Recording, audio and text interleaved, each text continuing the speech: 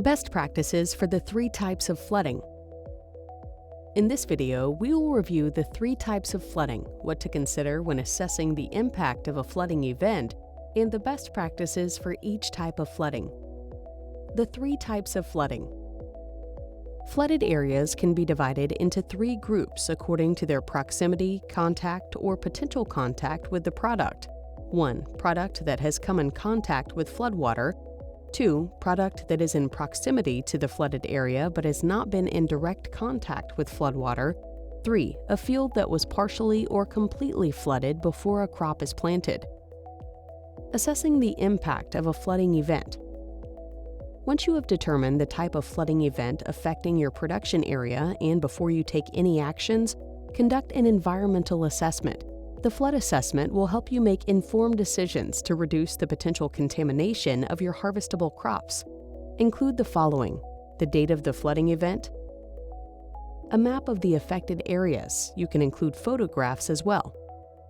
The date and time when the water started receding from the affected areas.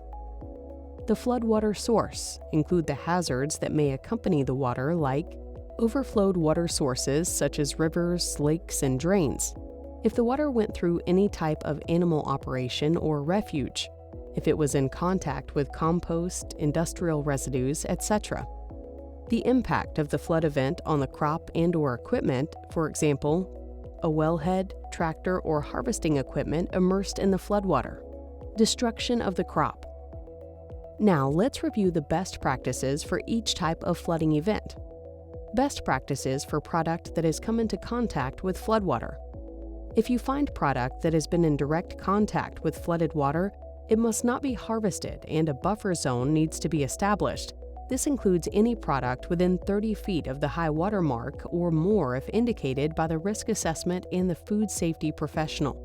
The basis for the 30-foot distance is due to the known potential for subsurface water movement that is not necessarily visible. The harvesting crew must be trained to not harvest product from flooded areas or inside the buffer zone. There is a risk of cross-contamination by simply walking by the flooded zone, so we must stay away from it. Best practices for product that is in proximity to a flooded area but has not been in direct contact with floodwater. If the floodwater has not been in direct contact with your product, take any measures necessary to prevent cross-contamination from the flooded waters to the crop.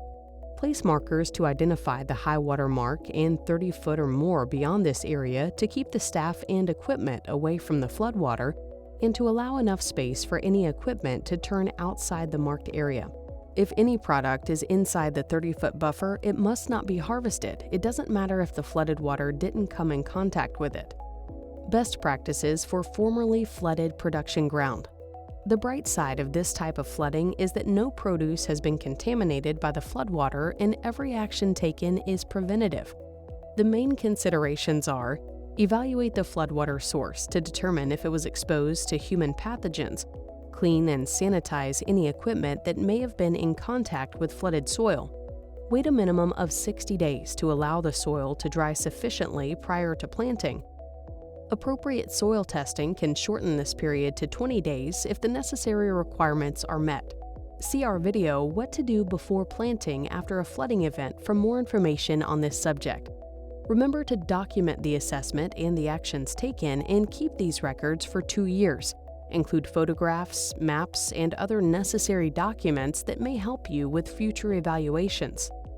This is the end of our video on the best practices for the 3 types of flooding developed by Food Safety CTS for California LGMA.